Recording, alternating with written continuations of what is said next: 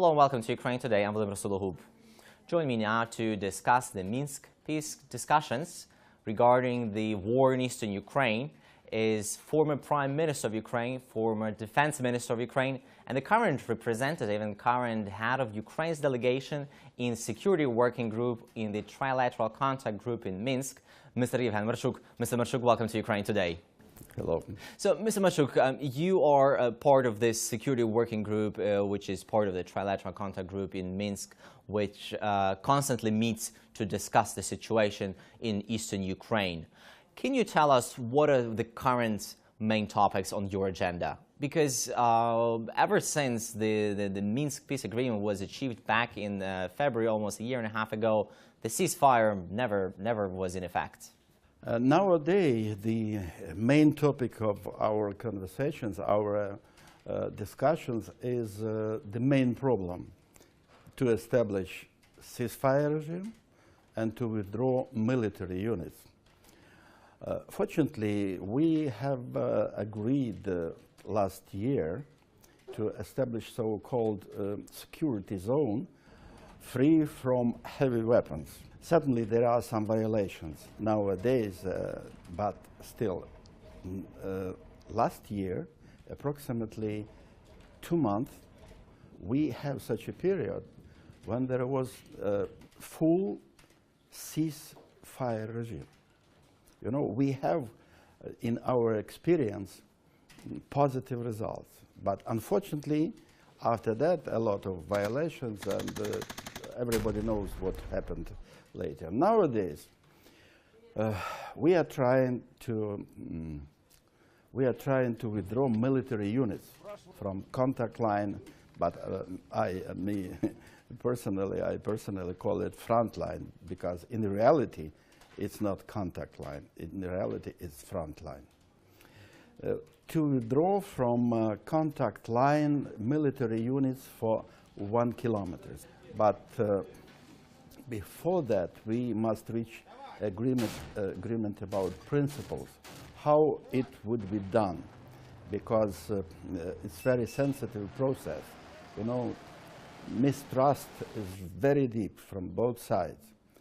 And just to start withdrawal, before that, both sides, under OSCE monitoring, must stop shooting. Full ceasefire regime must be established during 7 days, not less. 7 days. Only after that, each side just provided to OSCE the coordinates of the place where they would withdraw their units to that place. Can you, Mr. Marchuk, can you explain how does these discussions, how does these negotiations take place in practical terms? Because you have Ukrainians on one side, you have Russians on the other side, and you have OSCE in the middle, but the Russians claim that they have no control or no involvement whatsoever. So how does it work? So are you telling the Russians, okay, you tell these guys to take their units away from the borderline? How does it work? It's very interesting. Maybe it's the main question. The main problem is that Russians, they deny that their military forces are representative or taking part in this war. In reality, I know very well, in reality, it is a war on all the components of war. You know, at that temporarily occupied territory, there are so-called 2 military corps, which were established and organized by Russians. It's approximately 36,000 military people, you know, and Russian military. Yes, at that territory. And, you know, deputy commanders, beginning from commander of military corps up to platoons, are Russian officers. By the way, we demonstrate them, their names, photos, their biography. Russians say, no, it's internet information. It's not true, but we know exactly. Our military intelligence nowadays knows almost everything, what's happening there. And it's the main obstacle that the Russians don't agree publicly, officially, that they are not involved in that, as they call, conflict, but in reality it's not conflict. And the main problem is border. I'm sorry, Mr. Marchuk, you said that they publicly do not agree, do not confirm, and they continue denying of their involvement. But what about during these meetings? They're not public. What are they telling them? What are they telling you? You know, all the time they insist that it is internal conflict, and that we must to discuss everything with the representatives of so-called DPR, LPR. Two boys from Donetsk and Lugansk regions, those temporarily occupied territories, they take part in the discussions. Coordinator allowed them just to take part in discussions, but they are not, they don't have the same authority as we have. I mean, we and Russians have, but still they are taking part. And you know, it's the main aim of Russians just to create situation when we, I mean Ukrainian side, would accept the position that it is internal conflict, and that we, I mean Ukrainian part, must discuss everything with them, not with Russians, which are the main player in these situations. And you know, it ruins very seriously and very often creativity of this process. But still, we hope, I mean, we Ukrainian side, to some extent OSCE coordinator, we hope that we would reach agreement, I mean disagreement, withdrawal of military units. You know, it's very important to withdraw military units just to create situation, not only safety zone, but to create situation when snipers wouldn't see each other. When this ceasefire regime started, somebody must control it. And both sides must know that representatives of the monitoring group, OSCE, is in this safety zone. And JCCC representatives, it means officers, approximately 70 Russian officers, and a little bit more Ukrainian officers. It doesn't mean that all of them, 70, would be presented there. But both sides, when they withdraw military units, must understand that this territory is controlled by representatives of OSCE. And certainly, if they will start shooting, certainly it would be dangerous for representatives of OSCE. Are they willing to commit to that? Is OSCE willing to be there? You know, but in this region would be established remote controlled cameras all day and night period, night cameras, night vision, and so on.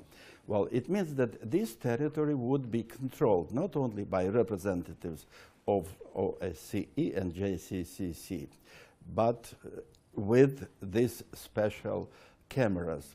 Certainly, we understand, according from our practice, that, you know, when we prepare, when we agree, just signing everything, and unfortunately, not all the time everything is going as it was planned, but still, it's new quality of withdrawal, you know. Before this period, all withdrawal were connected with withdrawal of heavy weapons, not military units. Military units remained staying just against each other. In some regions, they are separated approximately 700 meters. They even see each other without binoculars. And that's why this period is very sensitive and very important, and that's why it's very serious interest of leaders of Normandy 4. would it be successful? I mean, this agreement. Well, that's exactly what I was going to ask you. In your opinion, will that arrangement work? Because all the previous arrangements, they didn't work. The exchange of prisoners, all for all, didn't work. Establishing of control over the border doesn't work. So will this arrangement work? Frankly speaking, being experienced in negative results, 50-50. 50-50. It would depend, you know, if we would be successful, even in one region, we have three almost agreed from both sides. 3 regions. 2 of them approximately for 100%. We agreed. I mean, coordinates and all details and peculiarities and so on. And if we would be successful with these 2 regions, I am absolutely sure that it would give an impulse just for another 5, because we have 7 just agreed primarily beforehand. And it may influence on the positively, I mean, influence on de-escalation, because, you know, we know only our casualties, killed and wounded. Our press informs not very often what kind of casualties has another side, but we know exactly that they have sometimes bigger, much more casualties than we have, you know. Well, it means that especially civilians, they influence on military structures from that side. Certainly being under influence of Russian television and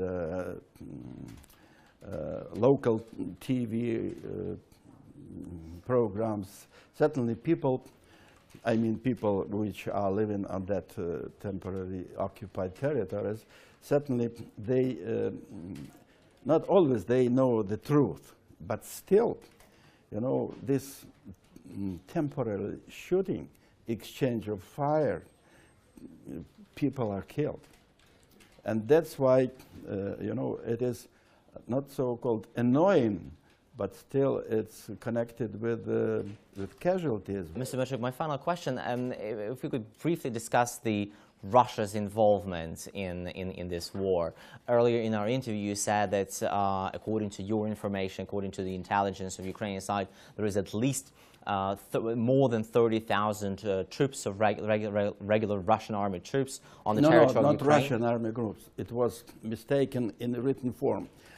In my interview, I told that 32, 36 military people, it's not Russian army, you know. Russians, I mean professional. So who Russian are they? Military, Who are these 30,000? Approximately from 3 up to 6,000.